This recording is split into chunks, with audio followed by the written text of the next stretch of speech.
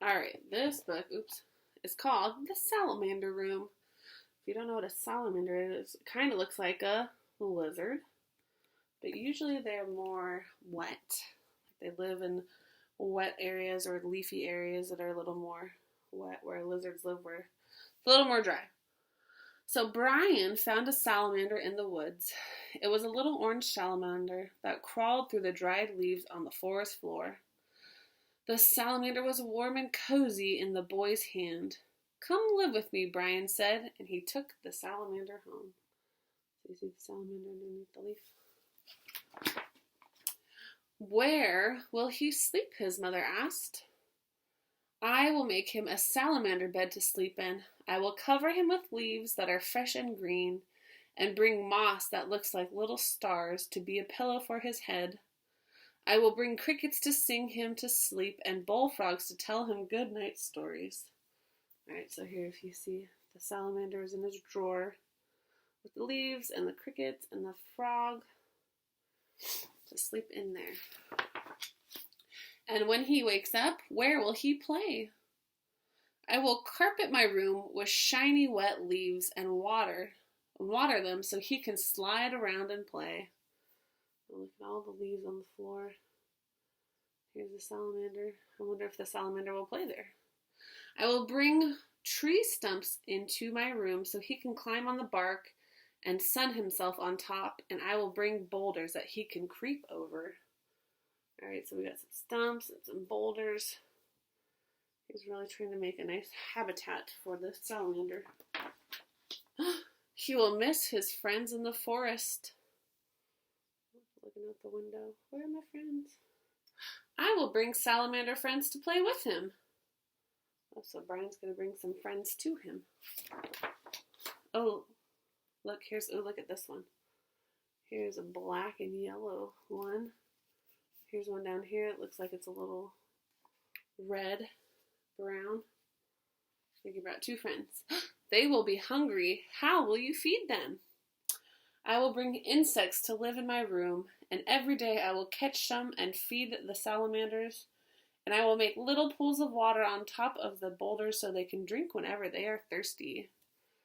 Oh, can you see the bugs flying around Brian's head? They're slipping some water. The insects will multiply, and soon there will be bugs and insects everywhere. I will find birds to eat the extra bugs and insects, and the bullfrogs will eat them too. Oh no, look at his room. It's covered in insects. Do you see the bullfrog with its long tongue catching a bug? And there's a bird flying in to come. Where will the birds and bullfrogs live? Oh, I will bring trees for the birds to roost in, and make ponds for the frogs. Alright, so here's a pond for the frog and the trees. Look at his room is transforming. Almost doesn't look like his room anymore. Birds need to fly. We can lift off the ceiling. They will sail out in the sky, but they will come back to my room when it's time for dinner because they will know that the biggest, juiciest insects are there. Oh, so look, here's his room walls.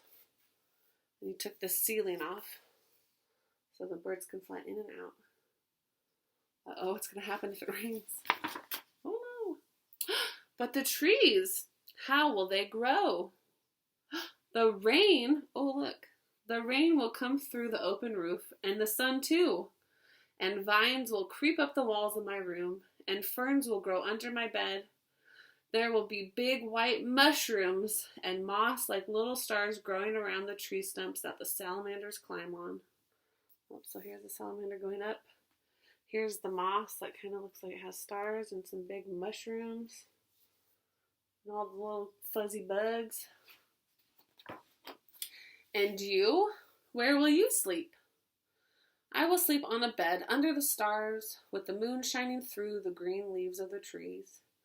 Owls will hoot and crickets will sing next to me. And the boulder with its head resting on soft moss, the salamander will sleep. Alright, so here he is sleeping in his bed. Here's the owl. You can see the salamander sleeping next to him. So it's basically a forest now with just the bed in it. Oh, but that's all that matters to Brian. And there they are together. Sleeping. The end. There you go.